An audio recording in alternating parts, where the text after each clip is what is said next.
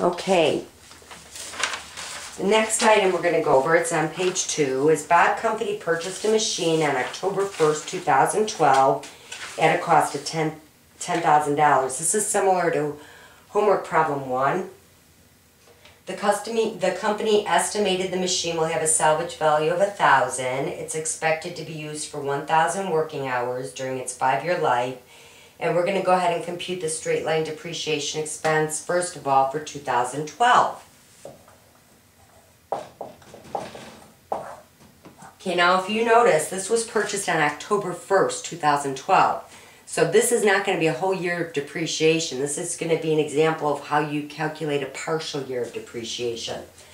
So, of course, we have our cost of $10,000 minus our $1,000 salvage value is going to give us a depreciable amount of $9,000. So, the depreciable cost is $9,000. If we go ahead and divide that by the 5-year life, it would give us $1,800 for a whole year. But we don't want a whole year, right? We want 3/12 of the year, October, November, December. So we have to multiply this by 3/12. That will give us $450 for 2012. The straight line depreciation expense is $450. Next, we're going to look at the units of activity depreciation expense for 2012, assuming usage was 100 hours. Now for units of activity, we don't have to worry about how many months it is because we already know how many units are used. So that gives us all the information we need.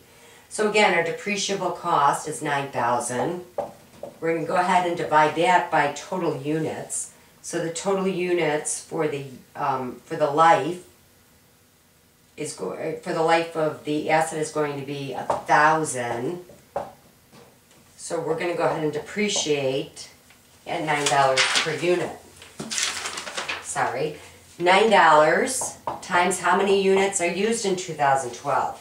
100, right? Will give us 900. So our depreciation expense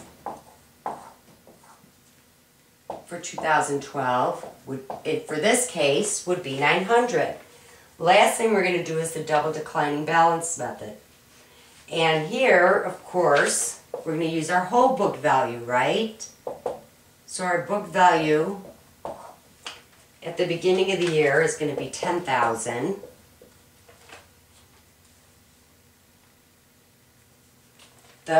It's going to be the same as what we just calculated. It's a double declining balance method, so it's going to be double the straight line rate. 1 out of 5, or 1/5, is equal to 20%. If we multiply that by 2, it gives us 40%. So we're going to use 40%. So 10,000 times 40% is 4,000. But again, not for the whole year under double declining. We're using this for 3/12. So our depreciation expense for the year 2012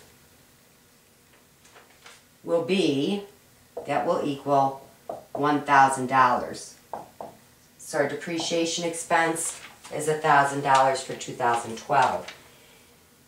Our amount for our beginning value at the beginning of the year, that was 2012, for 2013 is going to be the 10,000 minus the 1,000 of depreciation we've taken. It's going to be 9,000.